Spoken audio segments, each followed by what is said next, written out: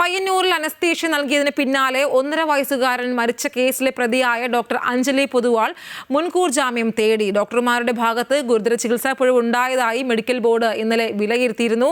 അതിന് പിന്നാലെയാണ് മുൻകൂർ ജാമ്യാപേക്ഷ നൽകിയത്. വിവരങ്ങളുമായി ജോസഫ് അഗസ്റ്റിൻ ചേരുകയാണ്.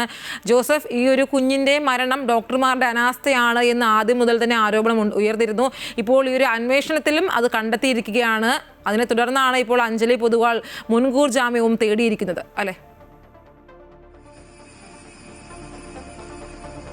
ഐശ്വര്യ, തീർച്ചയായും തലശ്ശേരി സെഷൻസ് കോടതിയിലാണ് അഞ്ജലി പൊതുവാൾ അനസ്തേഷ്യ വിഭാഗം ഡോക്ടർ ഇത്തരത്തിൽ മുൻകൂർ ജാമ്യാപേക്ഷ സമർപ്പിച്ചിരിക്കുന്നത്. ഏറ്റവും പ്രധാനപ്പെട്ടത് ഈ സംഭവത്തിൽ ഇന്നലെ ഒരു വിശദമായ വിദഗ്ധ സംഘത്തിന്റെ യോഗം ചേർന്നിരുന്നു. ഇതിൽ ക്രിമിനൽ നടപടി ഡോക്ടർമാർക്കെതിരെ സ്വീകരിക്കണം, അനസ്തേഷ്യ നൽകേണ്ട ഒരു സാഹചര്യം കുട്ടിക്കുണ്ടായിരുന്നില്ല എന്നാണ് ഇവരുടെ കണ്ടെത്തൽ.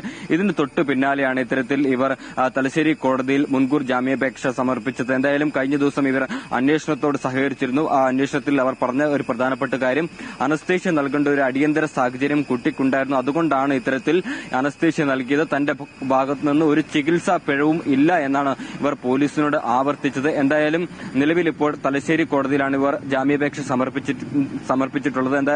കൂടാതെ ഇത്തരത്തിൽ വിദഗ്ധ സംഘത്തിന്റെ റിപ്പോർട്ട് ഒരു പ്രതികൂലമായി വരും എന്നൊരു മുൻധാരണയുടെ പുറത്താണ് ഇവർ ഇത്തരത്തിലൊരു നീക്കം നടത്തിയിരിക്കുന്നത്. കാരണം ഇന്നലെ ചേർന്ന യോഗം തീരുമാനിച്ചിരിക്കുന്നത് ഇപ്രകാരമാണ്. അതായത് ക്രിമിനൽ നടപടി ഈ ഡോക്ടർമാർക്കെതിരെ സ്വീകരിക്കണം, ഗുരുതരമായ കൃത്യവിലോപം, അതുകൂടാതെ തന്നെ ചികിത്സാ പിഴവ് ഉൾപ്പെടെയാണ് ഈ ഡോക്ടർമാരുടെ ഭാഗത്ത് സംഭവിച്ചതെന്നാണ് ഇത്തരത്തിൽ പോസ്റ്റ്മോർട്ടം റിപ്പോർട്ടും ആന്തരിക അവയവങ്ങളുടെ റിപ്പോർട്ടും മറ്റു കാര്യങ്ങളും പരിശോധിച്ചതിനു ശേഷം ഡോക്ടർമാർ വിലയിരുത്തിയത്.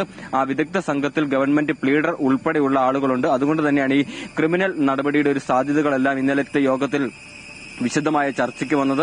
ഇതിന്റെ അടിസ്ഥാനത്തിലാണ് എന്തായാലും അഞ്ജലി പൊതുവാൾ ഇത്തരത്തിൽ മുൻകൂർ ജാമ്യാപേക്ഷ സമർപ്പിച്ചത്. ഇതിനോടകം തന്നെ അവർ പോലീസിന്റെ മുമ്പിൽ ഹാജരായി മൊഴി നൽകിയിരുന്നു. ആ മൊഴിയിൽ പറഞ്ഞൊരു കാര്യം, തന്റെ ഭാഗത്തുനിന്ന് ചികിത്സാ പിഴവില്ല, അനസ്തേഷ്യ നൽകേണ്ട ഒരു സാഹചര്യം കുട്ടിക്കുണ്ടായിരുന്നു എന്നുള്ള കാര്യമാണ് വ്യക്തമാക്കിയിട്ടുള്ളത്. ഇതിനു പുറമെ 2 ഡോക്ടർമാരെ കൂടി പ്രതി ചേർക്കുന്ന കാര്യം ഇപ്പോൾ പോലീസ് കൂടിയാലോചന നടത്തുകയാണ്. ഈ വിദഗ്ധ സംഘം റിപ്പോർട്ട് കൈമാറിയാൽ ഉടൻ തന്നെ ഇത്തരത്തിൽ ഈ 2 ഡോക്ടർമാരെ, പീഡിയാട്രിക് വിഭാഗം ഡോക്ടറെയും അതുപോലെ തന്നെ ഈ പ്ലാസ്റ്റിക് സർജനായിട്ടുള്ള ഡോക്ടറെയും ഈ പ്രതിപട്ടികയിൽ ഉൾപ്പെടുത്താൻ തന്നെയാണ് തീരുമാനം. എന്തായാലും ഇതിനുശേഷം ആരോഗ്യവകുപ്പിന് ഉൾപ്പെടെ ഇതുമായി ബന്ധപ്പെട്ട സമഗ്രമായ റിപ്പോർട്ട് കൈമാറുമെന്നും വിവരം ലഭിക്കുന്നുണ്ട്. എന്തായാലും ഈ അഞ്ജലി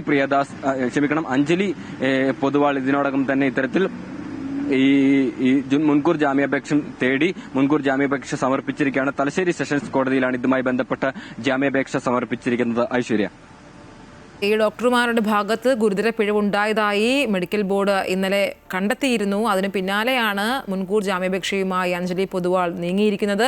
വിശദാംശങ്ങൾ നൽകുകയായിരുന്നു ജോസഫ്.